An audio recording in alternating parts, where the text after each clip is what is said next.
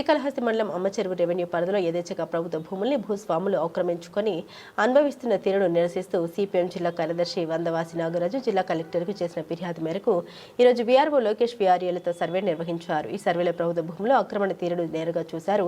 Survey number 9, 10, 11లో సుమారు 6 ఎకరాల ప్రభుత్వ భూములు ఆక్రమించుకొని గ్రామస్తులు కాని వారు అనుభవిస్తున్న తీరును చూసి నమోదు చేసుకున్నారు. ప్రభుత్వం సర్వే చేసి నాటిన రాళ్లను ధ్వంసం చేసిన పక్కన పడేశారు.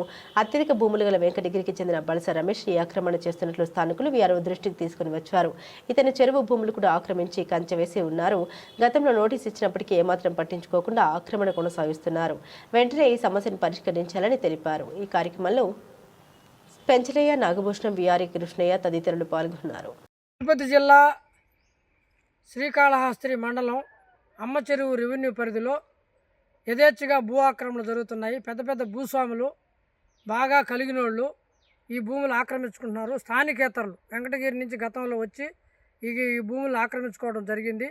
ఇక్కడ సర్వే నెంబర్ 9, 10, 11 ఈ యొక్క సర్వే నెంబర్లలో గతంలో 6 ఎకరాల భూమి ఇది ప్రభుత్వం ఉందని చెప్పేసి గతంలో ఆర్డీఓ రామచంద్రారెడ్డి గారు ఇక్కడ బోర్డు ఏర్పాటు చేశారు. ఆ బోర్డును తీసేశారు.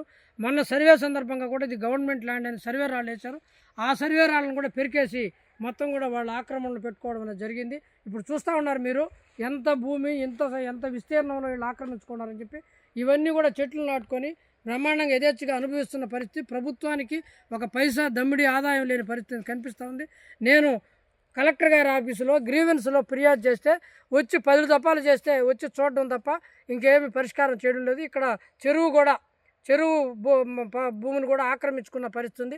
దాన్ని కూడా ఈరోజు రక్షించలేని దీనస్థితిలో రెవెన్యూ యంత్రాంగం ఉంది. ఇది సరైన పద్ధతి కాదు. ప్రభుత్వ భూములు కాపాడండి. పేదవాళ్ళకి అర్హులైన వాళ్ళకి భూములు వాళ్ళకి గుంటో సెంటో వాళ్ళకి అప్పచెప్పండి. వాళ్ళు దీన్ని ఆధారపడి బతారు. ఏ భూమి లేని వాళ్ళకి మీ రికార్డులో ఉంది, వాళ్ళకి దీన్ని చేయాలి. ఇది ఎందుకంటే ఈ రకంగా చేసుకుంటా పోతే ఇక్కడ ఇళ్ల స్థలాలకు కూడా ఇబ్బందే. గతంలో మా భూములన్నీ కూడా మేము ప్రభుత్వానికి ఇచ్చేసాం. ఈ భూములన్నీ గతంలో వ్యవసాయం చేసుకుంటుంది. ఈరోజు ఊరి పక్కనే ఉండే ఈ భూములు కోట్ల విలువ చేసే భూముల్ని ఈ రకంగా దారాదత్తంగా వాళ్ళు అనుభవించడం సరైనది కాదు. రాళ్ళన్నీ పీకేశారు.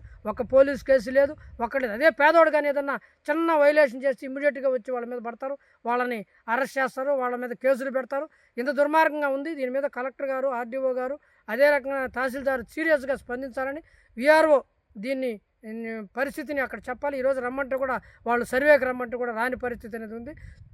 నేను గ్రీవెన్స్లో పెట్టిన దాన్ని పై స్థాయికి కూడా తీసుకెళ్తాను. ఈ ప్రభుత్వం బాగా గొప్పగా చెప్పింది, మేము వచ్చినాక ప్రభుత్వ భూములు కాపాడుతాము, గతంలో అన్యాక్రాంతం అయిపోయినాయి అని చెప్పేసి. ఇక్కడ వీళ్ళందరూ గతంలో ఏ పార్టీలో ఉన్నారో వాళ్ళకే తెలుసు.